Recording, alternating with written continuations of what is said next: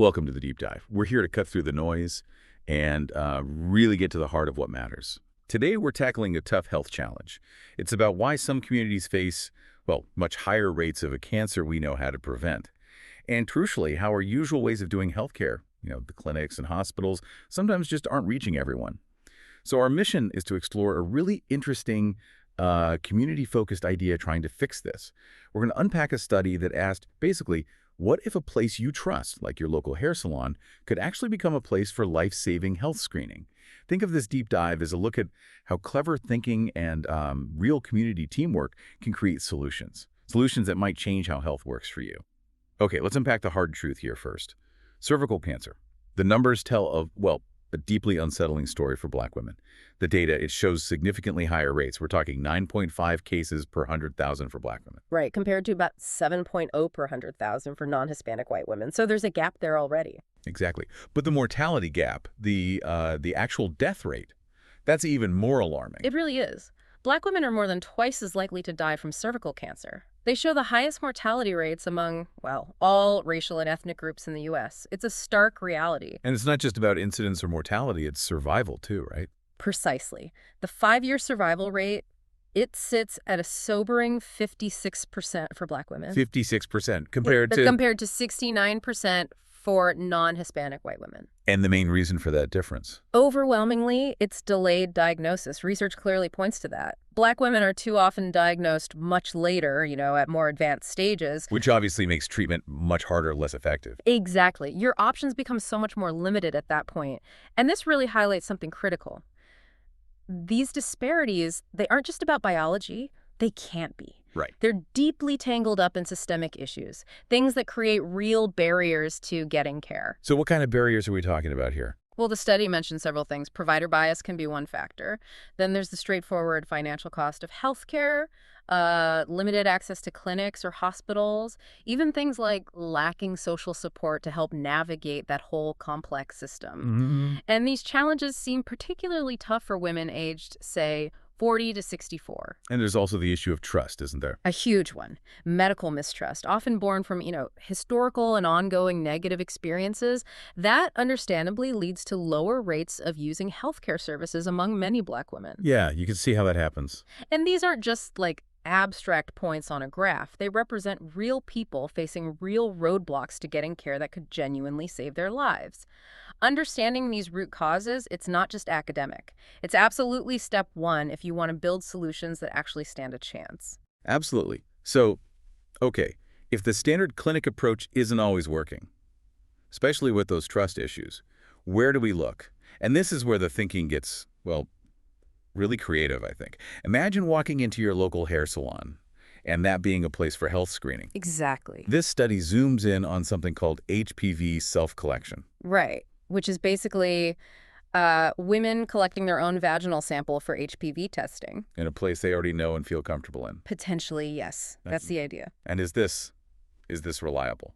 Collecting your own sample? Remarkably so. Study after study shows self-collected samples are just as good, reliable, sensitive, accurate as the ones a clinician collects in an office. Okay, so the science is solid. Very solid. And it's not some fringe idea globally either. The World Health Organization actually recommends it widely for cervical cancer screening. Oh, really? Yeah, and it's already part of national screening programs in, I think, 17 countries now, places where maybe traditional screening is harder to access. So it's proven effective elsewhere.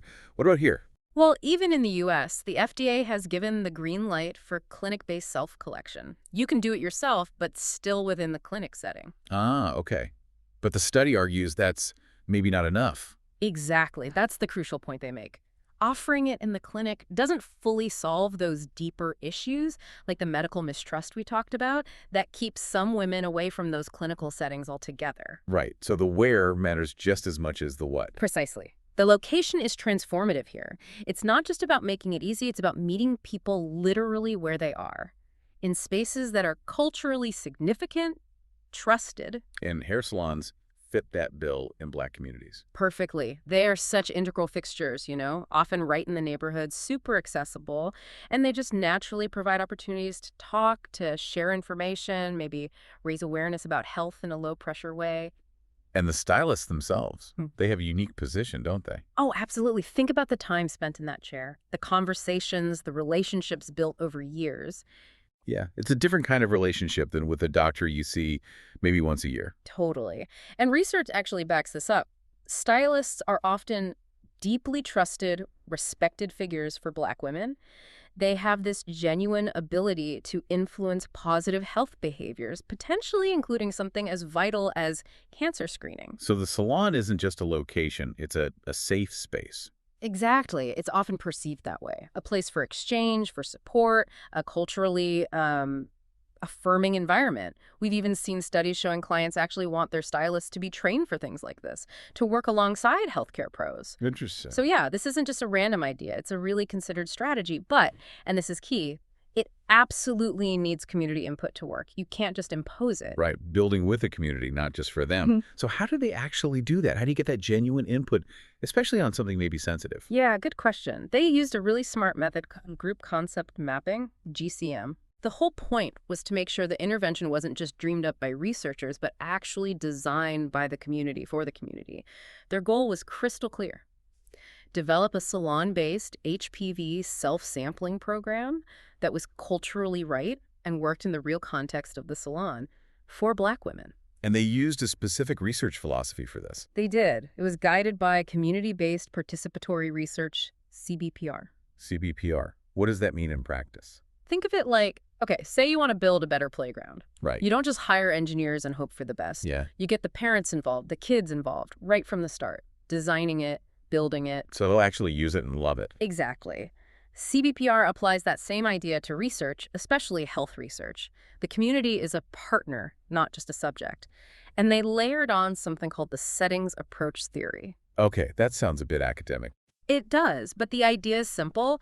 It just means looking at the environment like the hair salon, not just as a backdrop, but as something that actively shapes behavior and health. And those aspects of the setting, they can be changed, leveraged. So understanding the salon's unique culture is part of the solution. Absolutely. It's not just four walls. It's the social vibe, the trust, the way information flows. That's all part of it. And the people they brought in to do this mapping, they called them the Black Community Advisory Council of Tucson, or Black Cactus. Catchy name. Who is in this It group? was a really thoughtful mix. 10 Black women in total. You had 3 hairstylists with like 11 years average experience, real veterans. Right. 4 salon clients who'd been going to their stylists for over 12 years on average, so deep relationships there. Wow, yeah. And 3 healthcare professionals, family practice, internal medicine, and an OBGYN averaging almost 16 years in practice. So you got the stylist perspective, the client's perspective, and the medical perspective all in one room. Exactly. That diverse input was crucial, making sure it was grounded in lived experience and professional knowledge, not just theory. Brilliant. So this group concept mapping, Yeah. how did it actually work? What did they do? It's a neat process. It mixes qualitative stuff like brainstorming ideas with quantitative stuff like rating those ideas. Okay. Basically, it lets the group collectively figure out what's important and what's actually doable. They design their own priorities, in a way. So what were the steps? 5 main steps. First, brainstorming. Everyone responded to one core prompt. Which was? To be successful, cervical cancer, HPV, self-sampling screening for Black women in the salon setting should include simple, direct, And generated. 39 distinct ideas or statements, direct from the participants. Okay, step 2. Sorting. Participants took those 39 statements and grouped them into piles that made sense to them, based on, similar themes. Got it. Like organizing thoughts. Exactly. Then step 3 was rating. Each person individually rated every single statement. On what basis? 2 scales. Importance, how crucial is this? And feasibility, how practical is this to actually do? Both rated 0 to 5. Importance and feasibility. Okay. Step 4 was approval of labels. They looked at the clusters that emerged from the sorting and rating data and agreed on names for those themes. And finally, step 5 was intervention feedback. They looked at a draft program plan based on all their input and gave feedback on it. That sounds pretty thorough. How do they manage all that in person? Actually, they used online tools platforms called Group Wisdom and REDCap. Ah, online. Any reason for that? Yeah, a few smart reasons. It made it super convenient. People could participate whenever, wherever, on their phone, tablet, computer. Less burdensome for busy people. Definitely. And also the anonymity of doing it online. That likely helped reduce what researchers call social desirability biases. Meaning people felt freer to say what they really thought. Exactly. Less pressure to give the right answer, more honest opinions. That makes sense. It really shows how research can listen, and empower those voices. Absolutely. It makes the final product so much more relevant and likely to be accepted. So after all that, the brainstorming, sorting, rating, when the dust settled, what did the community say? What was the blueprint? Well, the process clearly pointed to 6 key areas or clusters that needed attention for this to work. 6 main themes. What were they? Okay, they were 1, program promotion, basically. How do you get the word out effectively? Right. Marketing, outreach. 2, insurance, cost and benefits, handling the money side, making sure people understand coverage. Always crucial. 3, communication considerations. This was about how you talk about it, the tone, the language. Nuance matters there. 4, information and education, making sure people truly understand HPV, the screening, the follow-up. Knowledge is power. 5, overall logistics and process the nuts and bolts of how it works day to day in the salon. Practical stuff. And 6, sample collection itself, the actual act of collecting the sample, privacy, supplies, etc. Okay, 6 big areas. But did they prioritize within those? What really rose to the top?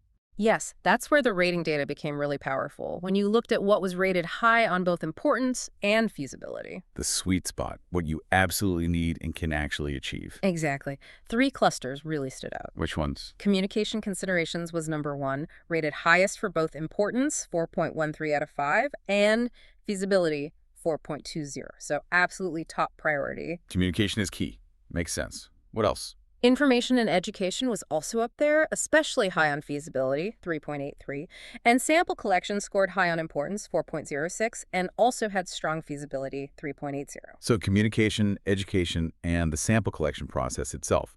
Those were the non-negotiables. Pretty much. And digging into what those priorities meant, it was very clear. They overwhelmingly wanted clear, culturally relevant, and really thorough education. Not just a pamphlet. No, definitely not. Comprehensive info on HPV, cancer risks, prevention, all the testing options, treatment, and crucially, super clear instructions for the self-collection, understanding results, and what happens next with follow-up care. And what about the stylist's role in that? That came through strongly, too, the vital importance of stylists getting good education and training. The community sees them as the trusted guides for clients through this whole thing. They need to feel confident and knowledgeable. Right, and the sample collection part. The big thing there was the need for clean, genuinely private spaces within the salons for the self-collection. Dignity, comfort, absolutely essential. So taking those top priorities, communication, education, stylist training, private collection spaces that shaped the actual program. Directly. Those direct recommendations from the community led to the draft program having 3 main pillars. Okay, what are they? 1, developing those culturally appropriate educational materials we just talked about.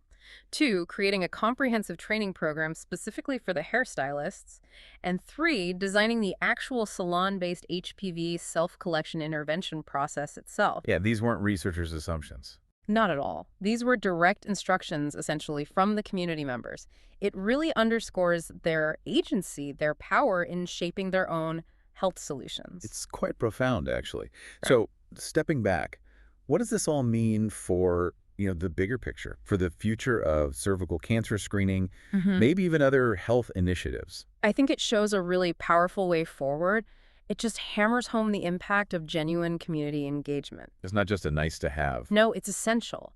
When you bring everyone to the table, stylists, clients, doctors, you get insights you simply cannot get any other way. Cultural nuances, practical realities, and we know that culturally tailored interventions just work better. They're much more likely to have a positive effect in minority populations. And building it from the ground up helps avoid those implementation problems later. Exactly. Strategies that are informed by the actual context, by the people on the ground, are way more likely to navigate the real-world hurdles that often trip up well-intentioned programs. This study really shows how to leverage what's already there in the community, doesn't it? Brilliantly. It's not just about delivering a service from the outside. It's about empowering trusted figures within the community, like stylists, to become health ambassadors or lay health workers. Extending the reach of healthcare way beyond the clinic wall. Precisely. Creating this network of support right where people live, work, and, well, get their hair done. And these findings, they aren't just sitting in a report. They are directly shaping the HPV self-sampling intervention that will be delivered by these trained, trusted stylists. That's fantastic. It really is. And while someone might point out the online data collection as maybe a small limitation, Compared to face-to-face groups, maybe? perhaps, but the strengths here are huge. Using GCM with such diverse input under that CBPR umbrella, it makes the findings so practical, so relevant. And honestly, that online flexibility and anonymity probably got them better, more honest data in the end. Yeah, I can see that. Ultimately, this isn't just research. It feels like a blueprint for real change, a way innovative partnerships can start to close some of these persistent health equity gaps. What a fascinating journey we've been on today. We started with a really stark health disparity facing Black women, explored this incredibly innovative idea of using hair salons for HPV self-collection, and saw how the whole thing was shaped, really built, by the community itself. It's such a powerful example of how public health can evolve. It really is. So Yeah. it leaves you thinking, what about the untapped potential in your own community? Where are those safe spaces? Who are those trusted figures that maybe, just maybe, could become unexpected hubs for health and well-being? Could that kind of collaboration, that trust, that cultural relevance, could redefine how we approach health, moving way beyond the clinic walls, empowering communities to genuinely take charge of their own health, maybe in ways we're only just beginning to fully appreciate? Something to think about.